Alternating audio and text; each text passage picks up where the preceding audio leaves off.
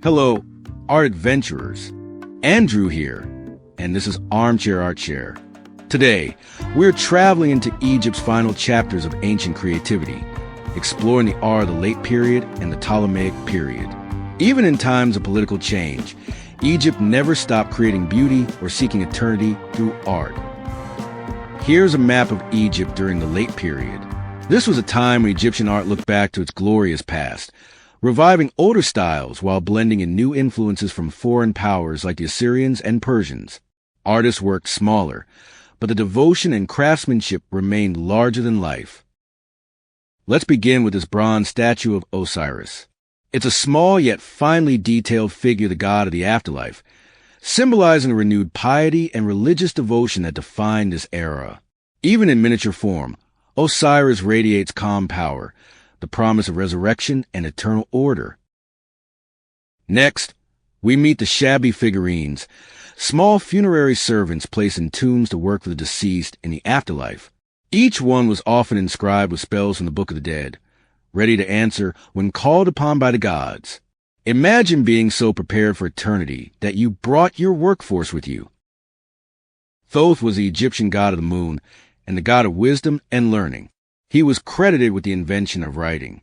Thoth often appears in art with the body of a man and the head of an ibis, an intelligent heron-like bird whose curved beak suggests a crescent moon.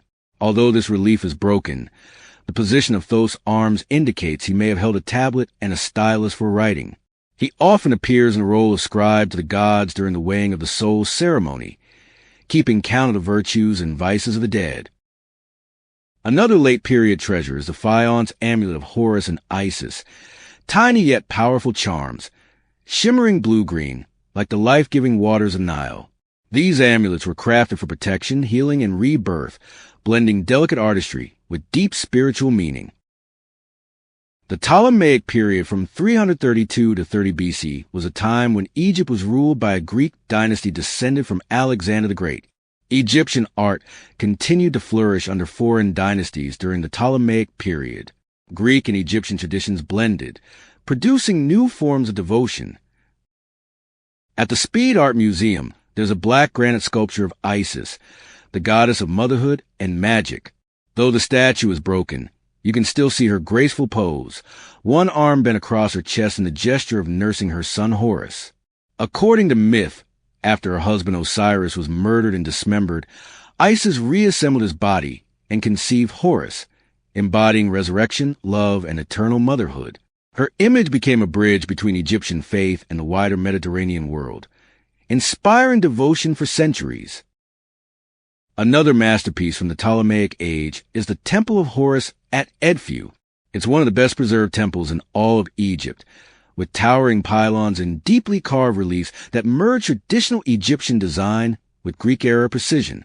Here, the ancient world's spiritual heart continued to beat strong. Now look at something entirely different, the Fayum Mummy Portraits. These hauntingly lifelike faces were painted on wooden panels and placed over mummies, blending Egyptian beliefs in the afterlife with Greek naturalism. Each portrait captures an individual, eyes wide, gazing out across 3,000 years, reminding us that art's greatest power is to make the past feel present. So what defines the late and Ptolemaic periods of Egyptian art? A return to tradition, but with new influences from abroad. Smaller sculptures, renewed devotion, brilliant craftsmanship, and a growing connection between Egyptian and Mediterranean worlds.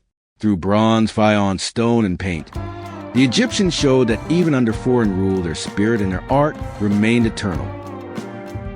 Thanks for joining me on this journey through Egypt's late and Ptolemaic periods. If you enjoyed today's exploration, give this video a like, subscribe, and share it with your fellow art adventurers. Until next time, keep your minds curious and your thoughts creative. This is Andrew, signing off from Armchair Art Share.